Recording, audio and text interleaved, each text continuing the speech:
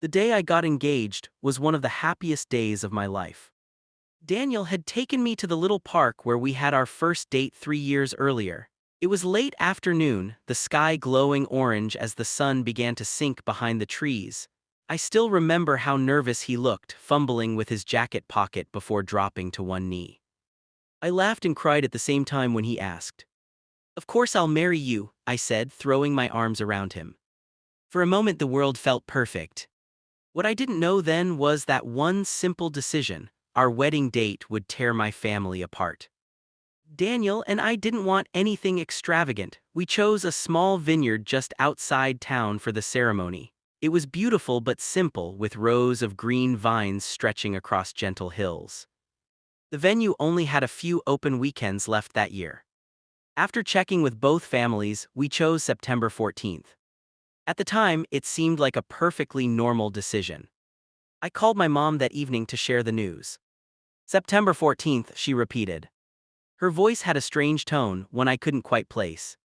"Yes," I said cheerfully. The vineyard had limited dates and this one worked best for Daniel and me. There was a pause. Then she sighed. "That might be a problem."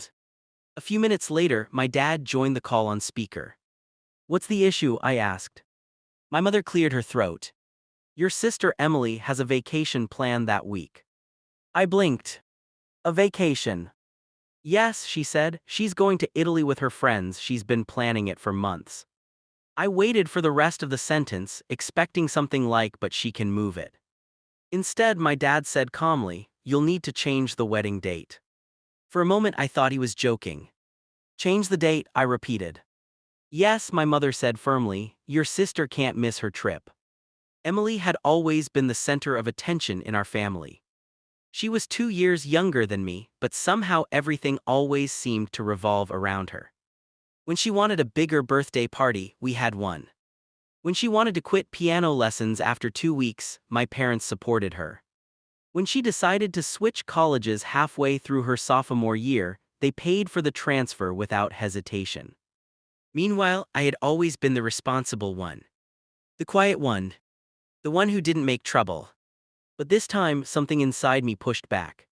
"Mom," I said slowly, "we already booked the venue. So cancel it." "We can't just cancel, there's a deposit." "Well," she said impatiently, "it's just money." Over the next week, the conversation kept coming back. Every time I spoke to my parents, they brought it up again. "Have you changed the date yet? You know Emily can't miss her vacation. It wouldn't be fair to your sister." Finally, I called Emily directly.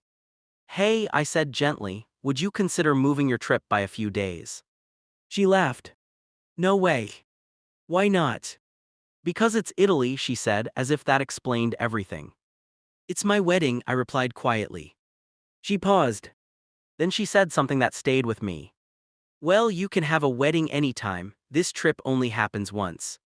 When I told Daniel what was happening, he stared at me in disbelief. "They're serious?" he asked. "Unfortunately, yes. And they expect you to reschedule your wedding for a vacation." I nodded. He shook his head slowly. "That's insane." A few days later, my parents invited me over for dinner. I knew what the conversation would be about before I even walked in.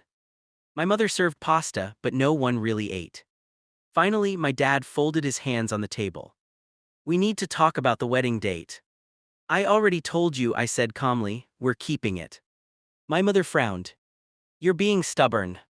"No," I said, "I'm setting a boundary." My father's voice hardened. "You're putting your sister in a terrible position." I stared at him. "How?" "She'll have to choose between her vacation and your wedding." "That's her choice," I replied. The room fell silent. Then my mother said the words that broke something inside me. "If you don't change the date, we won't come." For a moment I thought I had misheard. "You won't what?" "We won't attend the wedding," my father said. My chest tightened. "You're boycotting your own daughter's wedding." "We're standing up for fairness," my mother said. I felt tears burn in my eyes. But I refused to cry in front of them. "Then I guess you won't be there," I said quietly. The months leading up to the wedding were painful. My parents stopped calling. Emily posted photos online of herself shopping for her Italy trip. None of them mentioned the wedding again. Daniel tried to comfort me. "You're not wrong," he told me one night. "They are." But it still hurt.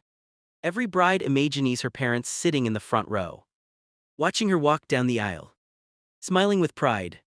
I had to accept that mine wouldn't be there. September 14th arrived with clear skies and soft sunlight. The vineyard looked like something out of a dream. White chairs lined the grass. Flowers swayed gently in the breeze. My best friend held my hand while I got ready. "Are you okay?" she asked softly. I took a deep breath. "I will be."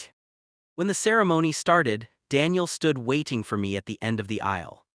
His eyes filled with tears when he saw me. And suddenly, the empty seats in the front row didn't matter as much. Because the man waiting for me chose me. Fully. Without conditions. We said our vows under a wooden arch covered in roses. Our friends cheered. The sun dipped lower in the sky. And for the first time in months, I felt peace. Later that night, during the reception, my phone buzzed. I almost ignored it.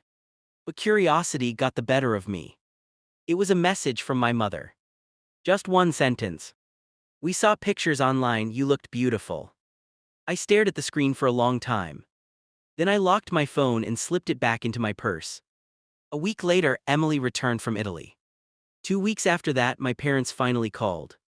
Their tone was softer, almost cautious. But something had changed. For the first time in my life, they realized something important. I was no longer the quiet daughter who always gave in.